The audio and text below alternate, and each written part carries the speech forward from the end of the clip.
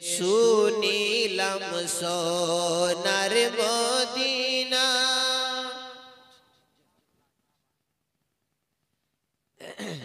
শুনিলাম সোনার মদিনা, দেখিবার নসিব হলো না। শুনিলাম সোনার মদিনা, দেখিবার নসিব হলো না। কোন পথে হব রওয়ানা, বলে দাও শাহে মদিনা।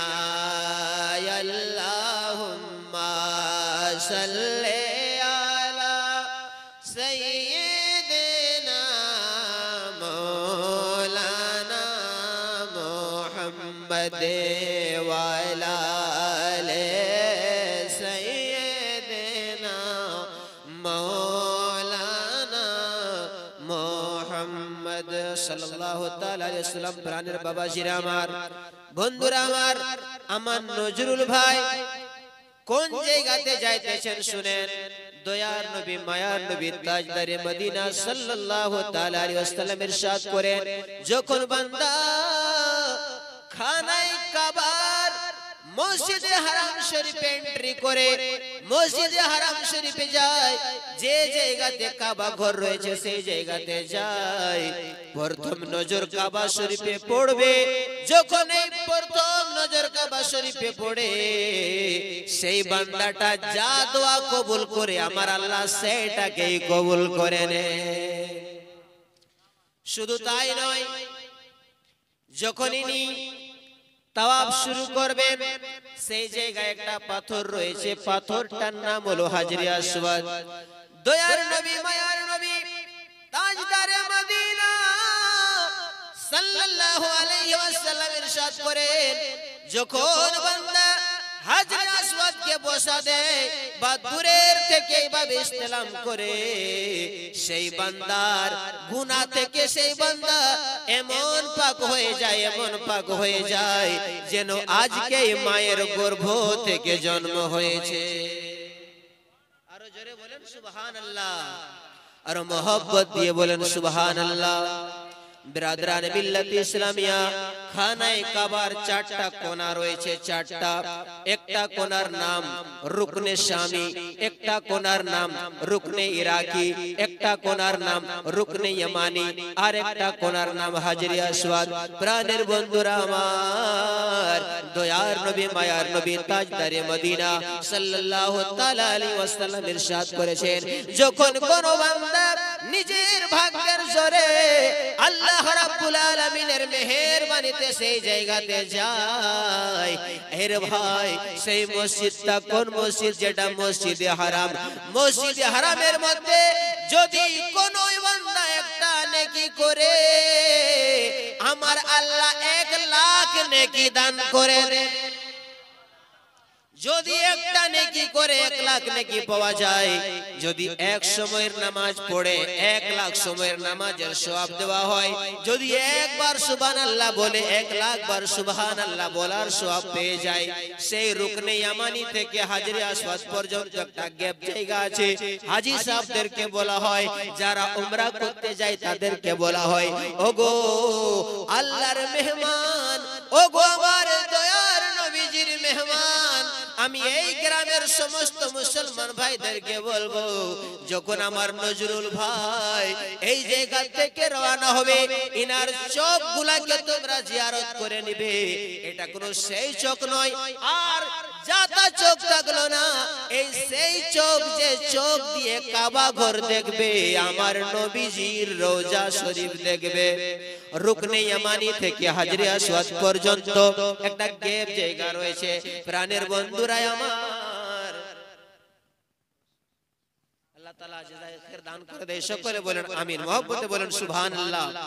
রুকনে ইয়ামানি থেকে হাজরে আসওয়াদ পর্যন্ত আমার দয়ার নবী মায়ার নবী তাজদারে মদিনা সাল্লাল্লাহু আলাইহি ওয়াসাল্লাম ইরশাদ করেছেন, রুকনে ইয়ামানি থেকে তওয়াফ করার সময় রুকনে ইরাকি, রুকনে শামি, রুকনে ইয়ামানি, রুকনে ইয়ামানি এই দ্বারের কোণাটা এখান থেকে এখান পর্যন্ত যখন আসবে তখন তোমরা বিশেষ দোয়া করবে। সাহাবায়ে কেরাম কোরআনজ করেছিলেন, ইয়া রাসূলুল্লাহ কি দোয়া করব গো নবী? আমার নবীজি বলেছেন সেই সময় দোয়া করবে, রব্বানা আতিনা ফিদ দুনিয়া হাসানাতাও ওয়া ফিল আখিরাতি হাসানাতাও ওয়া কিনা আযাবান নার। সাহাবায়ে কেরাম বলেছিলেন, নবী গো, ও দয়ার নবীজি, কেন এই দোয়া করা লাগবে? আমার নবীজি ইরশাদ করেন, রুকনে ইয়ামানি থেকে হাজরে আসওয়াদ পর্যন্ত 24 ঘন্টা আল্লাহর 70,000 রহমতের ফেরেশতা দোয়া করনে ওয়ালাদের দোয়াতে আমিন আমিন বলতে থাকে।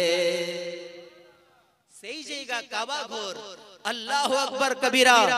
আমার নজরুল ভাই যতদিন থেকে ইনি এই লাইন এসেছেন আমি দেখতেছি, ইনি 5 টাইম নামাজীদেরকে ডাক দিলেন, আজান দেওয়ার মতো ডিউটি করতে থাকলেন। আল্লাহ তাবারক ওয়া তাআলার এত বড় করম হয়ে গেল, রব্বি কায়নাতের এত বড় করম হয়ে গেল, যেমন হযরতে বেলাল হাবশীকে আমার নবীজি কাবা ঘরের ছাদে দাঁড়ি করাইয়া দিয়েছিলেন। সেই হাবশী বেলাল, যার কোনো মর্যাদা ছিল না, যার কোনো মর্যাদা ছিল না, আজান দেওয়ার বদৌলতে, আমার নবীজির কদম মোবারকে আসার বদৌলতে আল্লাহ তাবারক ওয়া তাআলা তিনাকে বেলাল থেকে হেলাল করে দিয়েছেন। সেইভাবে আমার নজরুল ভাই 5 সময় আজান দিতে থাকলেন। ইনার দিলে ছিল আমি নামাজীদেরকে ডাক দেব, আল্লাহ তাআলা এর বদলা কিয়ামতের ময়দানে দেবেন। এটা তো পরের কথা, এটা তো পরের কথা, কিন্তু দুনিয়াতে যে ইনি বদলা পেয়েছেন, আজ তো পর্যন্ত ইনি কোনদিন পলাশমণি গ্রামের মেহমান হয়েছিলেন, কোনদিন চিরুহাতুর মেহমান হয়েছিলেন, কোনদিন কোচাহাতুর মেহমান হয়েছিলেন, কিন্তু আজকে তিনি আর সাধারণ মেহমান না, বরং আল্লাহ আল্লাহর রাসূলের মেহমান হয়ে গেছেন। আল্লাহু আকবার, জিন্দাবাদ, আল্লাহু আকবার, ইয়া রাসূলুল্লাহ। বিরাদরান মিল্লাত ইসলামিয়া, আর একটা কথা শুনেন যে এর মধ্যে ইনার কোনো কামাল নয়। হযরত ইব্রাহিম আলাইহিস সালাম কাবা ঘরের তামির করেছিলেন, যেমন ওখানে লেবার মিস্ত্রি মিলে ঘর বানায়, ইব্রাহিম আলাইহিস সালাম কাবা ঘরের তামির করলেন। যে পাথরটাতে তিনি দাঁড়িয়ে তামির করতেছিলেন, যেমন আমাদের এখানে মিস্ত্রিরা পাটা জড়াই করে, যেমনে যেমনে দেওয়ালটা উঁচু হয় তেমনে তেমনে পাটা দিতে হয়। তো হযরত ইব্রাহিম আলাইহিস সালাম একটা পাথরের উপরে দাঁড়িয়ে কাবা ঘরের তামির করেছিলেন। আল্লাহু আকবার কবীরা। প্রাণের বন্ধুরা আমার, আনসারী মহল্লার বাবাজিরা আমার, রাত দিন দোয়া করবেন। হায়রে, যে পাথরের উপরে ইব্রাহিম আলাইহিস সালাম দাঁড়িয়ে তামির করেছিলেন, সেই পাথরটার মধ্যে, সেই পাথরটা আমার ইব্রাহিম আলাইহিস সালামকে এত ভালোবেসেছিলেন, এত ভালোবেসেছিলেন, সেই পাথরের মধ্যে তিনার পায়ের নিশান এসে গেছে। এখনো পর্যন্ত কাবা ঘরে মাকামে ইব্রাহিমের মধ্যে সেই পাথরটা মজুদ রয়েছে।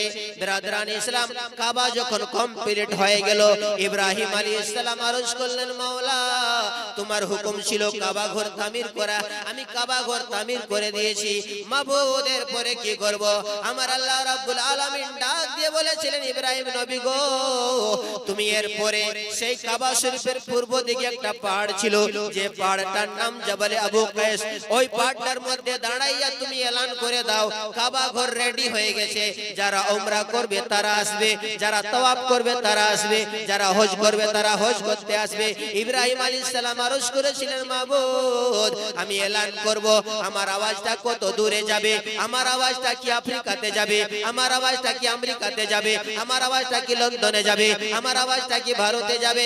আমার আওয়াজটা কি বাংলাদেশে যাবে? আমার রব্বে কায়নাত পরওয়ারদিগারে আলম বলেছিলেন, নবী ইব্রাহিম এলান তুমি করে দাও, এলান করাটা তোমার কাজ, আর সেই আওয়াজটাকে সকলের কানে পৌঁছে দেওয়া আমি আল্লাহ তাআলার কাজ। ইব্রাহিম আলাইহিস সালাম এলান করে দিলেন, আসো গো তওয়াফ করার জন্য, আসো গো উমরা করার জন্য, আসো গো হজ করার জন্য। হাদিস পাকের মধ্যে বর্ণিত রয়েছে সেই ইব্রাহিম আলাইহিস সালামের আওয়াজটা যারা পৃথিবীতে ছিল সকল লোকে শুনেছিল, যারা আলামে আরওয়াহ ছিল তারাও শুনেছিল, যারা মায়ের গর্ভে ছিল তারাও শুনেছিল, সকলেই শুনেছিল। প্রাণের বন্ধুরা আমার, শুনলে আপনার মনটা খুশি হয়ে যাবে। যখন আমি সেই কাবা ঘরে গিয়েছিলাম তখন আমার মনে পড়লো, শুনলে আপনার মনটা খুশি হয়ে যাবে। আল্লাহ রাব্বুল আলামিন পরওয়ারদিগারে আলম সকলের কানে পৌঁছে দিয়েছিলেন। সেই সময় যেই বান্দা ইব্রাহিম আলাইহিস সালামের ডাকে লাব্বাইক বলেছিল, সে আবার নজরুল ভাই হোক বা ওদম মোহাম্মদ আলম রাজা হোক বা মাওলানা ইমামউদ্দিন হোক বা মাওলানা গিয়াসউদ্দিন হোক বা রিকশা চালানে वाला হোক, এক না একদিন সেই সোনার মদিনায় কাবা ঘরে তার হাজিরি হবে। সে আবার যাই হোক, বাস্তব প্রমাণ আমাদের ভারতের একজন লেবার খাটনে वाला লোক, যার 200 টাকা চাকরি, 200 টাকা বেতন, ওই 200 টাকা বেতনে 3 তলার ছাদের ঢালাই হবে, মাথার মধ্যে কড়াই নিয়ে কাঁদতেছে আর বলতেছে, দে দে পাল তুলে দে, দে দে পাল তুলে দে, মাঝি হেলা করিস না, ছেড়ে দে নৌকায় আমি যাব মদিনা, ছেড়ে দে। আল্লাহ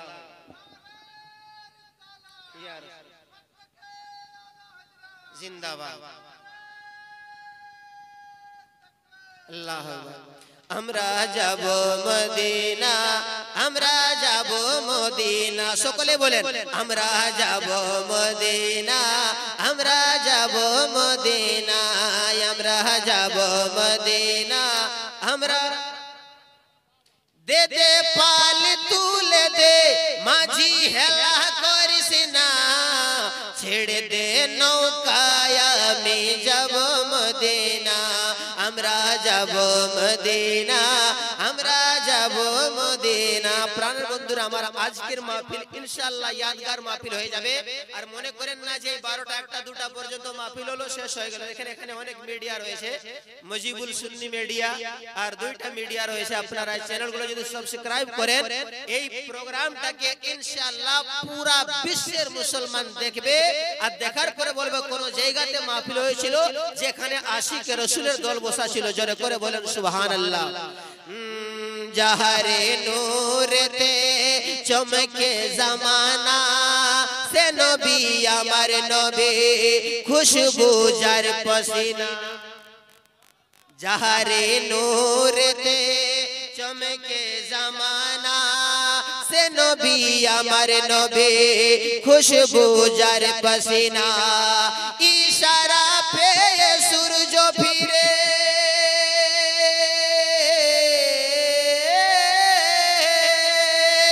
ইশারা পে সূরজ ফিরে, চাঁদই দুখানা, ছেড়ে দে নৌকায় আমি যাব মদিনা, ছেড়ে দে নৌকায় আমি যাব মদিনা, আমরা যাব মদিনা।